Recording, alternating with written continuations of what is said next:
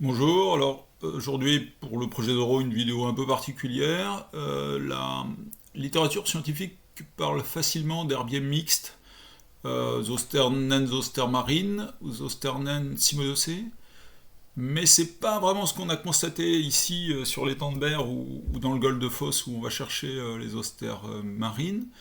On voit plutôt une coexistence plutôt conflictuelle.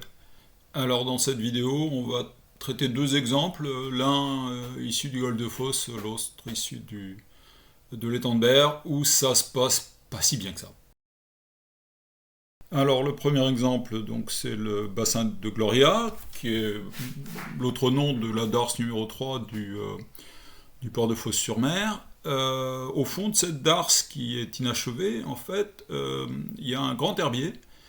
Et il est majoritairement constitué de zoster naines, mais on voit des grandes taches de cymodocée, et ben, ça se mélange pas beaucoup.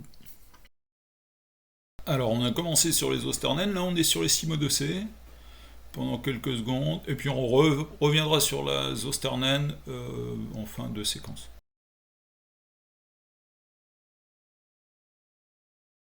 Alors on passe sur les temps de Baire, là la situation est différente parce que les taches de cymodocée ne sont pas naturelles.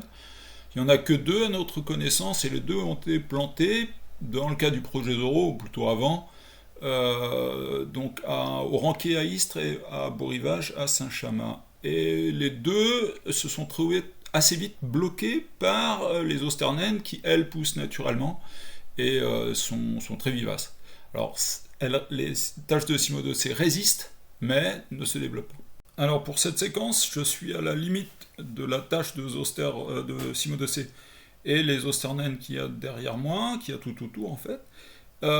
Et je tourne sur moi-même, ce qui fait qu'on voit deux frontières. Donc je vais commencer sur les cymodocées, on voit ensuite les osternaines, et puis on reverra la cymodocée. Et je finis par un cratère qu'il y a juste à la frontière, qui s'est formé vraisemblablement parce que les osternaines y sont mortes, et la cymodocée tente une petite pointe qu'on voit juste à la fin. On verra comment ça va se développer, mais la tâche de cymodocée est plutôt plus petite cette année qu'elle n'était les années précédentes. On finit par l'image traditionnelle de fin. N'hésitez pas à nous aider.